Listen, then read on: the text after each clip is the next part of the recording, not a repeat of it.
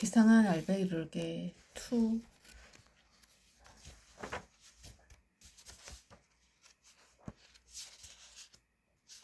33번째 날 트리아 카스텔라에서 사리아까지 2. 스위스 취리히 난민 포럼. 오랜만에 만날 친구 생각에 나는 서둘러 사리아에 도착했다. 나는 에드워드와 리건이 묵고 있다는 호텔 근처에 있는 알베르게를 찾아 체크인하고 짐을 푼 다음 호텔 레스토랑으로 갔다. 에드워드는 이미 도착해서 나를 기다리고 있었다. 우리는 대학 초년생 이후로 몇 년 만에 만나는 반가움을 포옹으로 표현했다. 수연, 이렇게 너를 다시 보게 되다니 정말 신기하다. 언젠가는 꼭 다시 만나길 바랐는데. 한국에 돌아갔다고 나중에 오웬에게 전해 들었어. 미리 말하지 못해서 미안. 그땐 집에 급한 일이 생겼거든. 그런데 너야말로 어떻게 된 거야? 너 원래는 월가에 취직하려고 했잖아. 그랬지. 뭐 어떻게 하다 보니 공무원이 됐네. 하하. 오랜만에 만난 데다 기대했던 것과는 전혀 다른 모습으로 만나게 되니 나와 에드워드는 서로에게 궁금한 것이 많았다. 우선 코스 요리를 주문하고 우리는 이야기를 이어갔다. 음식을 기다리는 동안 나는 아직도 에드워드를 이곳에서 만난 게 도무지 믿기지 않았다. 게다가 이렇게 멋있게 정장을 차려입은 에드워드를 보니 그동안 열심히 자신의 커리어를 쌓아 올렸을 그가 대견스럽기도 했다. 공무원 에드워드라니 상상도 못했어. 그럼 리건 씨가 너의 상사인 거지? 그렇지. 그러고 보니 내가 그분 비서로 일한 지 2년이 다 되어가네. 리건 씨에게서 취리히에서 열린 난민 포럼에 다녀오는 길이라고 들었어. 오면서 리건 씨와 꽤 많은 이야기를 하기도 했고 순례길에서 국제 시사를 그렇게 진지하게 이야기하게 될 줄은 정말 생각도 못했어. 그런데 난민 포럼 관련 이야기를 할 때 리건 씨 안색이 어두워지던데 거기서 무슨 일이라도 있었나 봐? 무슨 일이 없어서 문제였지. 이번 포럼에 120개국 정부 대표단이 참가했거든. 정부 대표단 외에도 NGO 단체, 기업, 스포츠협회 등 3,500여 명이 참가한 대규모 행사였어.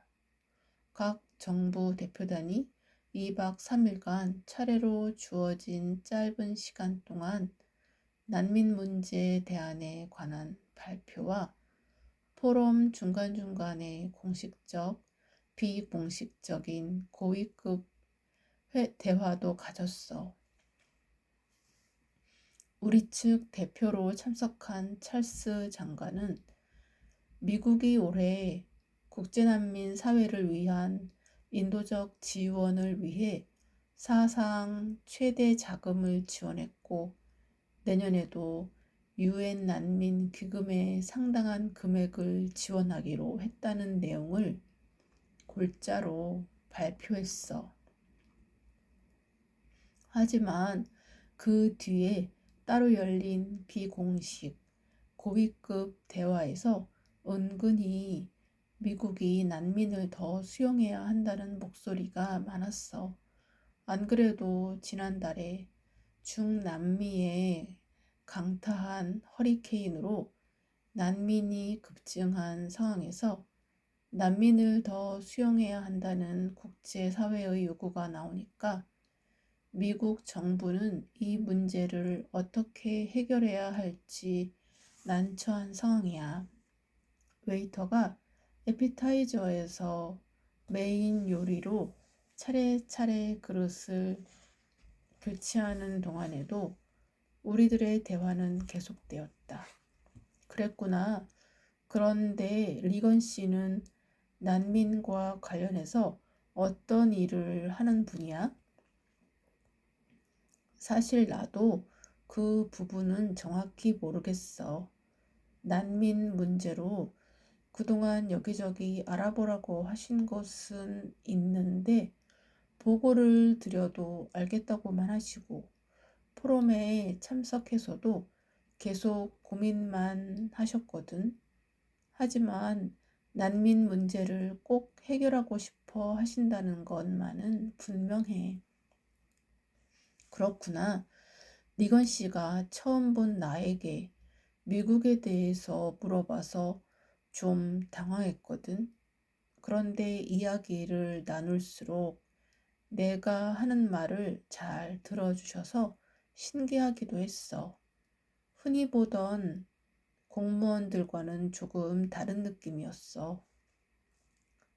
그렇지. 이번 지구촌 난민 포럼에 미국 대표로 국무부 장관 이하 대통령실 보좌관들도 참석했는데 리건 씨도 그중 한 분이야. 사무스에서 너도 봐서 알겠지만 리건 씨는 꽤 배려심이 많은 상사야. 미국에 대한 애국심도 상당하고 말이야.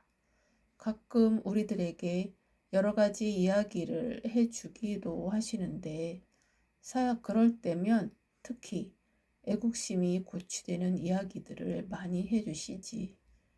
미국이 세계 평화를 수호하고 국제사회를 선도하는 국가로서의 위상을 다시 찾아야 한다고 하시면서 말이야. 그리고 지금 미국을 위협하고 있는 난민 문제도 반드시 해결해야 한다고 하시면서 지금과 같은 정책을 계속 고수할 수는 없다고 하셨어. 그래서 내심 이번 포럼에 참석해서 유엔 및 다른 나라 지도자들, 난민 관련 NGO 활동가들에게서 어떤 해결의 실마리를 찾을 수 있을까 기대하셨던 것 같아. 그런데 유럽도 다들 난민 수용에 대해서는 눈치만 보고 있고 옆에서 수행하는 나도 안타까웠어. 너도 알지 모르겠지만 매일같이 수심이 가득한 상사의 얼굴을 보는 건 정말 힘든 일이야. 지난 2년간 리건 씨가 웃는 모습은 정말 드물었어. 쉽게 해결될 일은 아니지만 그래도 뭔가 해결책을 빨리 찾아서 리건 씨도 웃고 나도 웃고 미국도 웃는 날이 왔으면 좋겠어. 리건에 대해 이야기하는 에드워드의 얼굴에 안타까움이 한가득 묻어났다. 그리고 에드워드의 이야기를 들으니 왜 리건이 처음 만난 나에게 그런 질문을 했는지도 알 것 같았다. 나는 에드워드를 보며 말했다. 모두가 힘들지 않고 웃는 날이 오면 좋겠다. 어느덧 식사가 끝나고 디저트가 나왔다. 에드워드가 레드벨벳 케이크를 먹으려다 주변을 둘러보더니 나에게 얼굴을 가까이 들이댔다. 그러고는 작은 목소리로 말했다. 수연아, 이건 순전히 내 생각이지만 어쩌면 대통령께서 직접 임무를 내리신 것을 비밀리에 수행하는 중이신지도 모르겠어. 그래서 포럼이 끝났는데도 바로 미국으로 돌아가지 않고 생각을 정리하시려고 여기에 잠시 들르자고 하셨던 것 같아. 돌아가면 어떻게 보고를 올려야 할지 고심하시더라고. 이 이야기는 어디 가서 안 했으면 좋겠어. 에드워드는 입에 지퍼를 채우는 신용을 했다. 그럴 거면 왜 이야기를 한 걸까? 굳이 그렇게까지 이야기하지 않아도 되었을 텐데. 물론 에드워드의 말에 리건에 대한 호기심이 더 생기긴 했지만 왼쪽 손목의 시계를 확인한 에드워드가 디저트 접시에 포크를 놓으며 급히 일어났다. 어휴, 벌써 시간이 이렇게 됐네. 수연아, 아쉽다. 하지만 리건 씨와 내일 미국으로 돌아가야 해서 이만 들어가 봐야 할 것 같아. 다음에 미국 오면 꼭 연락해. 알았지? 그래. 만나서 정말 반가웠어. 다음에 연락할게. 오랜만에 만난 친구와 함께한 저녁 식사는 그간 잊고 있었던 추억을 불러일으켰다. 짧지만 달콤한 시간이었다. 그렇게 어른이 되어 만난 우리는 다시 각자의 자리로 돌아갔다. 감사합니다. 오늘도 이렇게 책을 읽을 수 있는 환경을 저한테 주셔서 너무나 감사드립니다.